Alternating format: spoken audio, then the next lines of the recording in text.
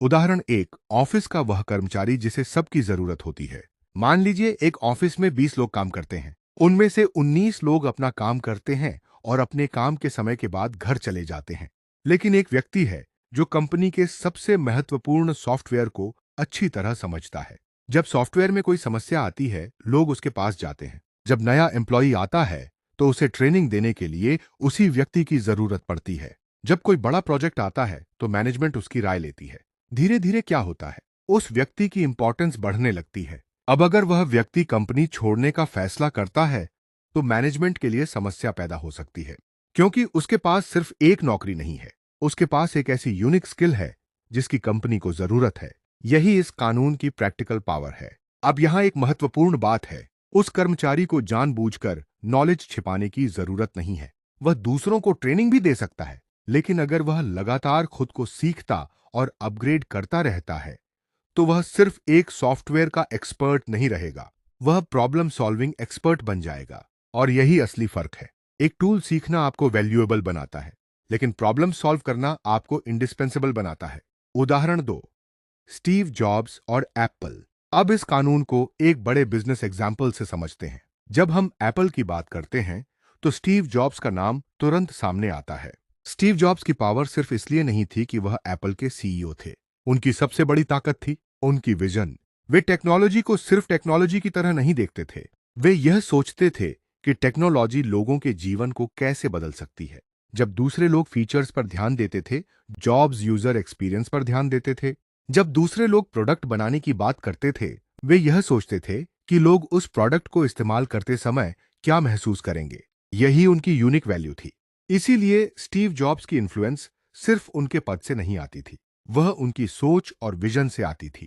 यहां से हमें इस कानून का एक बड़ा लेसन मिलता है। अगर आप चाहते हैं कि आपकी वैल्यू बनी रहे तो सिर्फ किसी पोजीशन पर निर्भर मत रहिए, अपनी सोच विकसित कीजिए, अपना एक्सपर्टीज बनाइए, अपनी प्रॉब्लम सॉल्विंग एबिलिटी बढ़ाइए। क्योंकि पद बदल सकता है, लेकिन आपकी असली कैपेबिलिटी आपके साथ रहती है। उदाहरण तीन, डॉक्टर और मरीज। अब एक और सिंपल एग्जाम्पल लेते हैं। मान लीजिए किसी डॉक्टर के पास एक मरीज आता है। डॉक्टर सिर्फ दवा लिखकर मरीज को भेज देता है। दूसरी तरफ एक डॉक्टर ऐसा है जो मरीज की पूरी समस्या समझता है। वह ध्यान से सुनता है, सही डायग्नोसिस करता है, मरीज को उसकी बीमारी के बारे में समझाता है और इलाज के दौरान भी उसका मार्गदर्शन करता है। कुछ समय बाद मरीज को किसी भी स्वास्थ्य समस्या के लिए उसी डॉक्टर की याद आती है। क्यों? क्योंकि उस डॉक्टर ने सिर्फ ट्रीटमेंट नहीं दिया, उसने ट्रस्ट और वैल्यू बनाई। यही डिपेंडेंसी का पॉजिटिव वर्जन है। लोग उसके पास इसलिए नहीं आते क्योंकि वह उन्हें आने के लिए मजबूर करता है। लोग इसलिए आते हैं क्योंकि उन्हें लगता है यह व्यक्ति मेरी समस्या को समझता है और मेरी मदद कर सकता है।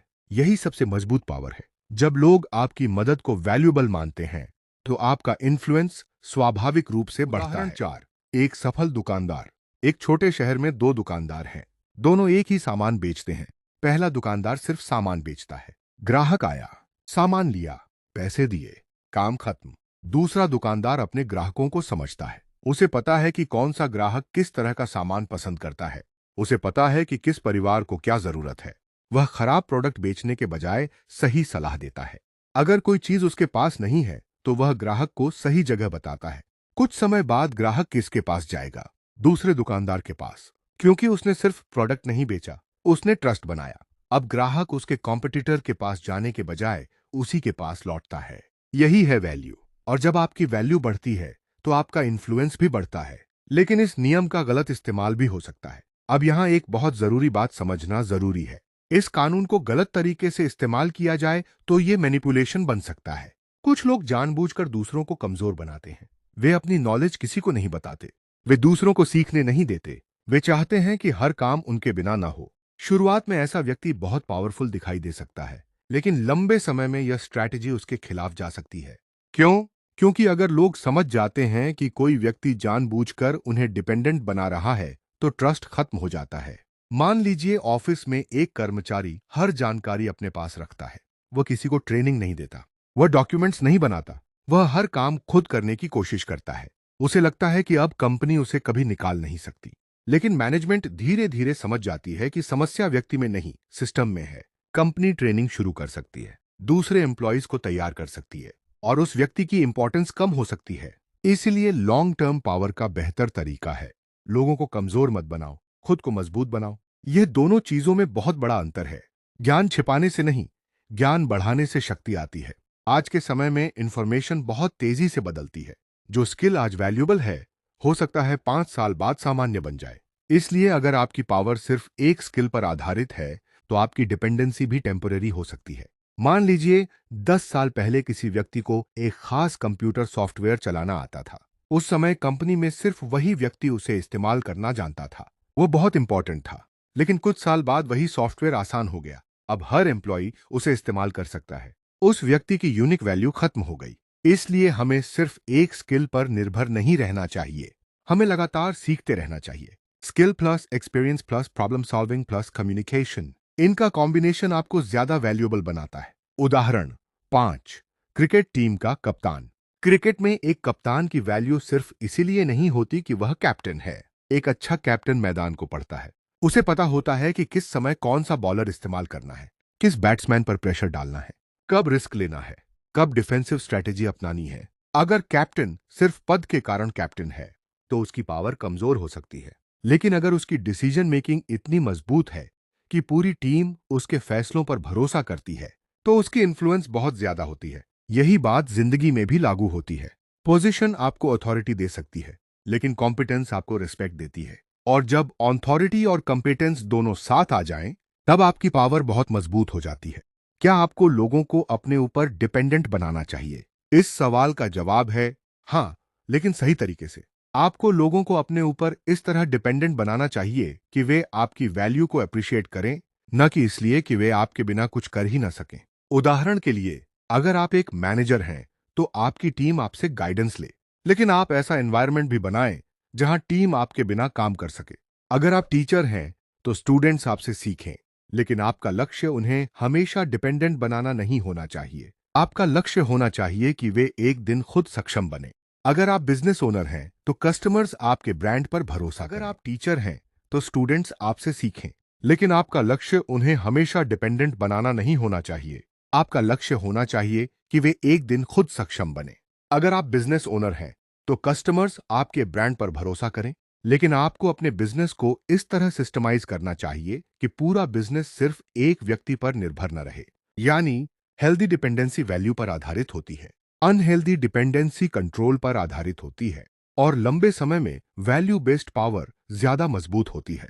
उदाहरण 6, इलन मस्क और टेस्ला। अब टेक्नोलॉजी और बिजनेस की दुनिया से एक उदाहरण लेते हैं। इलॉन मस्क का इन्फ्लुएंस सिर्फ इसलिए नहीं है कि वे बड़ी कंपनियों से जुड़े रहे हैं। उनकी इन्फ्लुएंस का एक हिस्सा उनकी एबिलिटी से आता है कि वे बड़े प्रॉब्लम्स को अलग तरीके से देखते हैं। इलेक्ट्रिक व्हीकल्स, स्पेस टेक्नोलॉजी और रिन्यूएबल एनर्जी जैसे क्षेत्रों में उन्होंने बड़े गोल्स को लेकर लोगों का ध्यान आकर्षित किया। यहां लेसन किसी व्यक्ति की सफलता की नकल करना नहीं है। लेसन यह है कि अगर आप किसी महत्वपूर्ण समस्या के समाधान के लिए अपनी यूनिक एबिलिटी विकसित करते हैं, तो लोग आपके काम को महत्व देते हैं। यानी पावर का एक बड़ा स्रोत है, मैं ऐसा क्या कर सकता हूं जो हर कोई नहीं कर सकता। अगर आप इस सवाल का जवाब ढूंढ लेते हैं, तो आपकी वैल्यू बढ़ने लगती है। अपनी वैल्यू कैसे बढ़ाएं? अब सबसे महत्वपूर्ण सवाल, अगर कोई व्यक्ति इस कानून को पॉजिटिव तरीके से अपने जीवन में लागू करना चाहता है, तो वह क्या करे? इसके लिए 5 चीजें बहुत महत्वपूर्ण हैं। पहली चीज, एक रेयर स्किल सीखिए। ऐसी स्किल सीखिए जिसकी बाजार में मांग हो। सिर्फ वही मत सीखिए जो हर कोई सीख रहा है। अपने क्षेत्र में देखिए कि कौन सी समस्या ऐसी है जिसे कम लोग सॉल्व कर सकते हैं। फिर उस स्किल में एक्सपर्टीज बनाइए। दूसरी चीज, प्रॉब्लम सॉल्वर बनिए। लोगों को सिर्फ यह मत बताइए कि समस्या क्या है, उन्हें यह बताइए कि समस्या का समाधान क्या है। हर ऑर्गेनाइजेशन में ऐसे लोग जल्दी महत्वपूर्ण बनते हैं जो मुश्किल समय में सॉल्यूशन लेकर आते हैं। जब सब लोग कहते हैं यह नहीं हो सकता, तब अगर आप कहते हैं चलो देखते हैं इसे कैसे किया जा सकता है, तो धीरे धीरे आपकी वैल्यू बढ़ने लगती है। तीसरी चीज, अपना नॉलेज लगातार अपडेट कीजिए। दुनिया बदल रही है, टेक्नोलॉजी बदल रही है, एआई आ रहा है, नए टूल्स आ रहे हैं, नए बिजनेस मॉडल्स आ रहे हैं। अगर आप 10 साल पहले सीखी हुई चीजों पर ही टिके रहेंगे, तो आपकी वैल्यू धीरे धीरे कम हो सकती है। इसलिए सीखना बंद मत कीजिए। आपकी सबसे बड़ी पावर आपकी सीखने की क्षमता हो सकती है। चौथी चीज, लोगों के साथ ट्रस्ट बनाइए। सिर्फ एक्सपर्ट होना काफी नहीं है, अगर लोग आप पर भरोसा नहीं करते, तो आपकी नॉलेज का प्रभाव सीमित रहेगा। इसीलिए ईमानदारी, कंसिस्टेंसी और रिलायबिलिटी बहुत महत्वपूर्ण है। जब लोग जानते हैं कि यह व्यक्ति जो कहता है वह करके दिखाता है, तो आपका इन्फ्लुएंस बढ़ता है। पांचवी चीज, अपने काम का ऑनरशिप लीजिए। जब कोई समस्या आती है, तो दूसरों को दोष देना आसान होता है। लेकिन अगर आप कहते हैं, ठीक है, समस्या है, अब देखते हैं इसका समाधान क्या हो सकता है, तो लोग आपको अलग नजर से देखने लगते हैं। धीरे धीरे आप उस व्यक्ति के रूप में पहचाने जाने लगते हैं जो मुश्किल समय में काम आता है। और याद रखिए, लोग अच्छे समय में कई लोगों को याद रखते हैं, लेकिन मुश्किल समय में वे उसी व्यक्ति को याद करते हैं जो वास्तव में मदद कर सकता है। सबसे बड़ा रहस्य, अपनी जगह खुद बनाइए। आज की दुनिया में हर व्यक्ति रिप्लेसेबल है। ये सुनने में कठोर लग सकता है, लेकिन यही सच्चाई है। कोई भी कंपनी आपके बिना हमेशा नहीं रुकेगी। कोई भी व्यक्ति आपके बिना हमेशा नहीं रहेगा। कोई भी पोजीशन हमेशा आपकी नहीं रहेगी। लेकिन इसका मतलब यह नहीं कि आपको डरना चाहिए। इसका मतलब है कि आपको लगातार ग्रो करना चाहिए। आपको खुद से पूछना चाहिए, अगर आज मेरी नौकरी चली जाए, तो मेरे पास कौन सी ऐसी स्किल है जिसकी वजह से मैं कल फिर खड़ा हो सकता हूं? अगर मेरा बिजनेस बंद हो जाए, तो मेरे पास कौन सा नॉलेज है जिससे मैं नया बिजनेस शुरू कर सकता हूं? अगर मेरी पोजीशन चली जाए, तो क्या मेरी कैपेबिलिटी अभी भी मेरे साथ रहेगी? अगर इन सवालों का जवाब हां है, तो आप सही दिशा में हैं। क्योंकि असली पावर उस चीज में नहीं है जिसे आप पकड़कर बैठे हैं। असली पावर उस क्षमता में है जिसे कोई आपसे छीन नहीं सकता। 11 का सबसे गहरा अर्थ। अब अगर हम इस पूरे कानून को एक वाक्य में समझना चाहें, तो यह होगा, लोगों को नियंत्रित करने की कोशिश मत करो। ऐसी वैल्यू पैदा करो जिसकी लोगों को स्वाभाविक रूप से जरूरत हो। अगर आप एक अच्छे डिजाइनर हैं, लोग आपके डिजाइन के लिए आपके पास आएंगे। अगर आप एक अच्छे लॉयर हैं, लोग आपकी लीगल एक्सपर्टीज के लिए आपके पास आएंगे। अगर आप एक अच्छे टीचर हैं, लोग आपके ज्ञान के लिए आपके पास आएंगे। अगर आप एक अच्छे लीडर हैं, लोग आपकी विजन और डिसीजन मेकिंग पर भरोसा करेंगे। अगर आप एक अच्छे एंटरप्रेन्योर हैं, लोग आपकी सर्विस और सॉल्यूशन के लिए आपके बिजनेस को चुनेंगे। यही सस्टेनेबल पावर है। अंतिम संदेश, हम अक्सर सोचते हैं कि पावरफुल बनने के लिए हमें दूसरों से ज्यादा पैसा चाहिए, या बड़ा पद चाहिए, या ज्यादा अथॉरिटी चाहिए। लेकिन द 48 लॉज ऑफ पावर का 11वां नियम हमें एक अलग बात सिखाता है। पावर का एक बहुत बड़ा स्रोत है वैल्यू। आप जितनी ज्यादा वैल्यू क्रिएट करते हैं, उतने ज्यादा लोग आपकी जरूरत महसूस करते हैं। लेकिन ध्यान रखिए, दूसरों को कमजोर बनाकर पावरफुल बनने की कोशिश मत कीजिए, क्योंकि ऐसी पावर लंबे समय तक नहीं टिकती। इसके बजाय अपनी नॉलेज बढ़ाइए, अपनी स्किल्स मजबूत कीजिए, प्रॉब्लम सॉल्व करना सीखिए, ट्रस्ट बनाइए और खुद को लगातार अपग्रेड करते रहिए। क्योंकि दुनिया में सबसे मजबूत पोजीशन उस व्यक्ति की होती है जो कह सकता है, मैं सिर्फ इस जगह के लिए वैल्यूएबल नहीं हूं, मैं जहां भी जाऊंगा अपनी वैल्यू अपने साथ लेकर जाऊंगा। और शायद यही इस कानून की सबसे बड़ी सीख है। आपका लक्ष्य यह नहीं होना चाहिए कि लोग आपके बिना कुछ कर ही ना पाएं।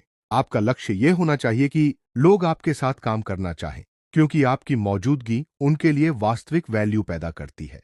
याद रखिए, पद आपको कुछ समय के लिए पावर दे सकता है, पैसा आपको कुछ अवसर दे सकता है, लेकिन आपकी स्किल्स, नॉलेज, कैरेक्टर और प्रॉब्लम सॉल्विंग एबिलिटी आपको लंबे समय तक वैल्यूएबल बनाए रख सकती हैं। इसलिए आज से खुद से एक सवाल पूछिए, मेरे अंदर ऐसी कौन सी यूनिक वैल्यू है जिसकी जरूरत दुनिया को है? अगर जवाब मिल गया है, तो उसे और मजबूत कीजिए। अगर जवाब नहीं मिला, तो उसे खोजिए, क्योंकि जिस दिन आपने अपनी यूनिक वैल्यू खोज ली, उस दिन आपको लोगों के पीछे भागने की जरूरत कम हो जाएगी। लोग खुद आपके पास आएंगे। आपकी सलाह की जरूरत होगी, आपकी एक्सपर्टाइज की जरूरत होगी, और आपकी मौजूदगी महत्वपूर्ण होगी। यही है द 48 लॉज ऑफ पावर का 11वां नियम। लोगों को अपने ऊपर निर्भर बनाना सीखो, लेकिन सबसे बेहतर तरीका है लोगों को कमजोर बनाकर नहीं, बल्कि खुद को इतना वैल्यूएबल बनाकर कि आपकी जरूरत स्वाभाविक रूप से महसूस हो। क्योंकि असली पावर उस व्यक्ति के पास नहीं होती जो दूसरों को नियंत्रित करता है। असली पावर अक्सर उस व्यक्ति के पास होती है जिसकी वैल्यू को नजरअंदाज करना मुश्किल होता है।